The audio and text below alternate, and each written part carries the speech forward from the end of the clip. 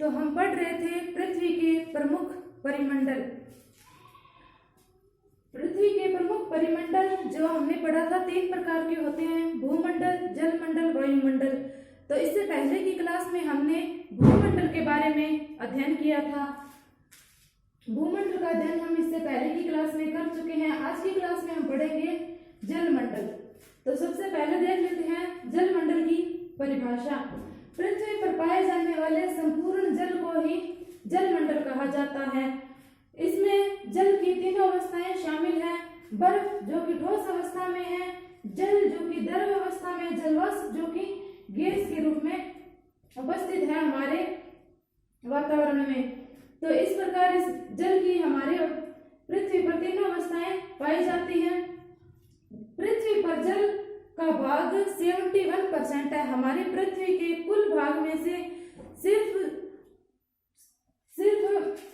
29% भाग पर स्थल है। बाकी के भाग पर जल पाया जाता है, जो कि बड़े बड़े महासागरों, नदियों, झरनों आदि में अनेक प्रकार के स्रोतों में पाया जाता है, जिसके बारे में हम आगे अध्ययन भी करने जा रहे हैं।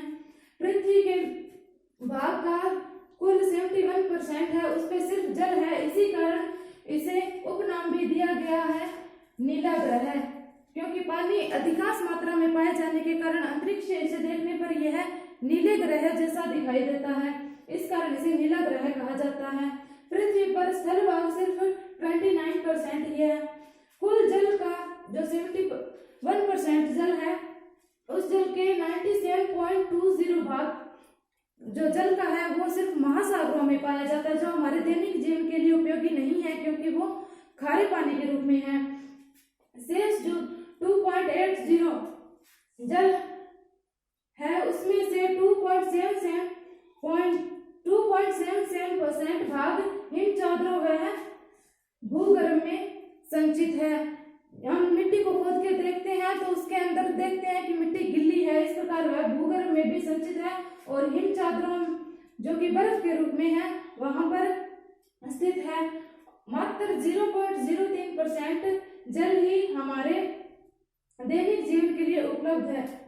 मात्र 0.03% जल ही हमारे दैनिक जीवन के लिए उपलब्ध है, जिन्हें हम दैनिक कार्यों के लिए उपयोग में लेते हैं, जो मीठा पानी है।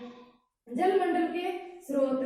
जलमंडल के स्रोत है महासागर, नदियां, नहरें, झीलें, हिम नदियां, भूमिगत जल, जलवाष्प आदि शामिल है। तो सबसे बड़ा स्रोत जो है वो महासागर ही है। तो पहले हम देख लेते हैं महासागरों के बारे में। सबसे बड़े स्रोत महासागर है, क्योंकि सिर्फ महासागर ही पृथ्वी की सतह के 2/3 भाग को ढक लेते हैं। इतना जल है पृथ्वी पर, इसी कारण तो इसे नीला ग्रह कहा जाता है। महासागर जो की संख्या में 5 है। महासागर किसे कहते हैं? जल के मुख्य भूभाग जो आपस में एक दूसरे से जुड़े हैं, उन्हें महासागर कहते हैं। महासागर 5 है। पहला है प्रशांत महासागर, दूसरा है अटलांटिक महासागर, तीसरा है हिंद महासागर और चौथा है दक्षिणी या अंटार्कटिक महासागर और 5वां है आर्कटिक महासागर। तो इस प्रकार हमारे जल के जो सबसे बड़े स्रोत हैं वो महासागर है, जो सिर्फ हमारी पृथ्वी के कुल 2/3 भाग को ढक लेते हैं अपने जल से। इसी कारण इसे नीला ग्रह कहा जाता है।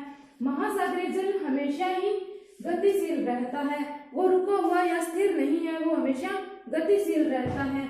महासागरीय जल जो गतिशील रहता है, उसकी गतियां तरंगों के रूप में वह गति करता है, ज्वार भाटे के रूप में भी वह गति करता है और महासागरीय धाराएं जो महासागरों में बनती है, इस प्रकार वह अपनी गतियां करता है। तो इस प्रकार हमने आज पढ़ा पृथ्वी के परिमंडल के दूसरे भाग जलमंडल को। इसे फिर से देख लेते हैं। जलमंडल की परिभाषा। पृथ्वी पर पाए जाने वाले संपूर्ण जल को ही जलमंडल कहा जाता है। इसमें जल की 3 अवस्थाएं, बर्फ जो कि ठोस है, जल है जो कि द्रव अवस्था में है, जलवाष्प जो कि गैस अवस्था में है। पृथ्वी पर जल का 71% भाग उपस्थित है और पृथ्वी पर स्थल भाग मात्र 29% ही है। कुल जल का 97.20 भाग महासागरों में है, शेष 2 0.77% भाग हिम चादरों में भूगर्भ में संचित है। मात्र 0.03% जल ही हमारे दैनिक जीवन के लिए उपयोगी है, इसीलिए कहते हैं सेव वाटर, क्योंकि जो हमारा जल है वो बहुत ही कम मात्रा में पीने योग्य और दैनिक जीवन के लिए उपयोगी है, और हमें जल को हमेशा बचाना चाहिए, उसे वेस्ट नहीं करना चाहिए। जल के स्रोत महासागर, नदियां, नहरें, नीले हिम नदियां, भूमिगत जल, जलवर्ष आदि अनेक रूपों में हैं। महासागर जल के मुख्य भूभाग ये आपस में एक दूसरे से जुड़े हैं, इन्हें ही महासागर कहते हैं। महासागर जो कि 5 है: प्रशांत महासागर, अटलांटिक महासागर, हिंद महासागर, दक्षिणी या अंटार्कटिक महासागर, आर्कटिक महासागर। इसका उपनाम नीला ग्रह है, क्योंकि अंतरिक्ष से देखने पर यह नीले ग्रह के समान दिखाई देता है। महासागरीय जल हमेशा गतिशील रहता है, स्थिर नहीं रहता है। गतियां, इसकी प्रमुख गतियां तरंगीय ज्वार-भाटा महासागरीय धाराएं हैं। तो इस प्रकार ही आज का हमारा ये टॉपिक जल मंडल समाप्त हुआ। उम्मीद आपको समझ में आया होगा। जय हिंद।